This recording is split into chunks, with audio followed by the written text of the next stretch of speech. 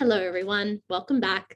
Again, my name is Dr. Anastasia Khawaja at Into University of South Florida. I use she, her pronouns, and I am going to take you through a little bit of the manual that is being offered. Share my screen. All right, so this is again the manual called Demystifying the Publication Process for Junior Scholars. As I said in the previous video, there are different aspects to the research paper, and you see all of that detailed a lot in the first video. But what I have here, in addition to the different parts of the research paper, is I have key phrases for each section of the paper, a detailed section on how to quote. I'm using APA style, as does the journal. As well as what difference between a research article and a report, how they're the same, how they are different. I have a small little grammar aid, as well as a small section that talks a little bit about the publication process, the process of choosing a journal, the feedback aspects, as well as what a double-blind peer review is, types of decisions you might get, and just some general final thoughts and frequently asked questions about publishing. So this manual is mainly focused on the Journal of Education in Muslim Societies, but of course this manual can be used pretty comprehensively depending on what journal you would like to submit to. The parts of the research article are not going to change. The publication process is not going to change. Double-blind peer review is not going to change, but the aims and the objectives are going to be different depending on what journal you submit to. So before you go through anything, just make sure that you understand the aims and the objectives of the journal, and then go through the little checklist type of organization that I have for you here. So I'm not going to go through all of these details because this is already in the video, the previous video, but I do want to go through. On page 9, it talks about the key phrases for each section of the research paper. Now, this is not an exhaustive list of things that you can add in each section. So I have the introduction, different phrases you can use there, the literature review, methodology, results and discussion, of course, limitations, future research directions, and conclusion. These are just kind of some stock sentences that you can use in order to frame the different sections of your paper. And again, this is not an exhaustive list, and so there can be a lot more phrases you can use, but this is just kind of to get you started. The other thing I have here is the quotes. Again, I use APA. The journal that represents this manual also uses APA, but this talks to you a little bit about the in-text citations, how to incorporate citations within your paper, as well as the reference section. Now, even if you're not using APA, MLA and other citations will require you to use in-text citations and a reference. The format might be different, but where they are used within your different parts of your paper are going to be very similar. So you'll be able to see where the different citations go for the in-text, and you'll also be able to see how to do a reference page. And the other thing that I highlighted was the DOI number, which is called the Digital Object Identifier. This is very important to use when you have when you're pulling an article offline or when you have an article in a printed journal, because the website might change, the location might change, but the DOI number that identifies that article is not going to. So it is really important to make sure you add that number at the end of each reference where applicable. I have a couple of examples here, and you can see if your article indeed has a DOI number at this website right here, crossref.org/guest query. So it's really important to make sure that you use that DOI number where applicable. I also have the difference between a research article and a research report.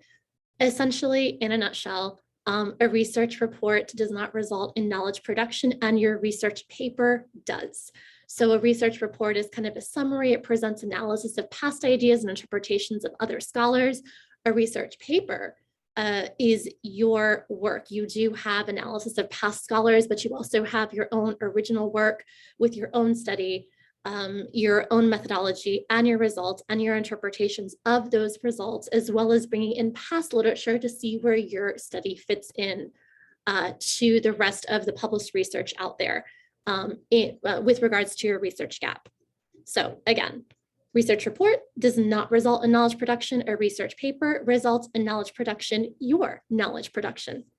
So I also have a grammar aid here. It talks a little bit about the subject-verb agreement and the importance of it, as well as parallel structure, and finally, reported speech, which you're going to use, of course, when you are referring to past scholars' work. So these are just a couple of sections that are really important to kind of go over as you are editing and going through kind of line by line in the process. I also have a little bit more about the publication process, choosing a journal, as I said before. Feedback is not a negative thing, which I also highlighted and emphasized a bit in the first video.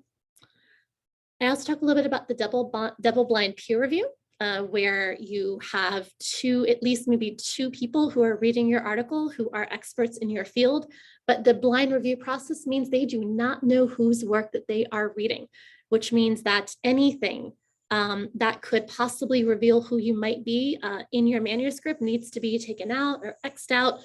Journals have certain requirements for how to anonymize yourself. Usually it takes about 3 to 6 months for reviews to be completed, depending on, of course, the editors. It depends on the availability of different reviewers. So it takes some time. It's definitely a process when it gets into the review stage. And I also talk a little bit about the different types of decisions, which you can also read about later. At the end, I offer some final thoughts. The first thing is that the organization of your paper is absolutely crucial. Read widely on your topic, because the really important thing that reviewers are looking for is that you understand your topic, you understand the background of it, you understand how your research can fall into past research. You have a very solid research gap, you know what you want to fill, and you also know how everything aligns together. In order to do that, you must have a solid literature review, which means you have to read a lot. Sometimes it is not always the case on different papers and articles that I've reviewed in the past. There might be a really good idea. The lit reviews, however, is a little bit lacking. So make sure that you read widely. Finally, again, your method section needs to be constructed in a way that anyone reading your paper should be able to duplicate whatever you did in order to conduct a similar study. Finally, in your results section, you do not want to explain in the results section. That is what your discussion section is for. But again, this is why you read so widely. You can only have a robust discussion section if you have a robust lit review, because then you have more to compare your own results to.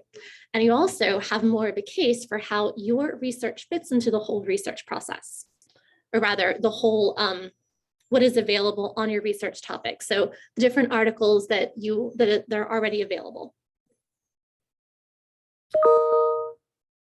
All right, I also have a little bit of frequently asked questions, discussing ideas about how you should start the process. But there's number 2, I wanted to focus on a little bit about worrying about your level of English, and is it okay to get assistance in the editing process? It is absolutely more than acceptable to get assistance on the editing process. It is always a good idea to have an extra pair or 2 pairs of eyes on your manuscript before you submit, and even during the process of getting the feedback and revising, etc. All right. So this is the manual. I hope that you find it useful. And if you have any questions or any concerns, please always reach out to the people who are identified on the website for the journal. And then if you have any particular questions for me, you can find my information on the first video. Thank you so much. Take care, and I look forward to reading your hard work.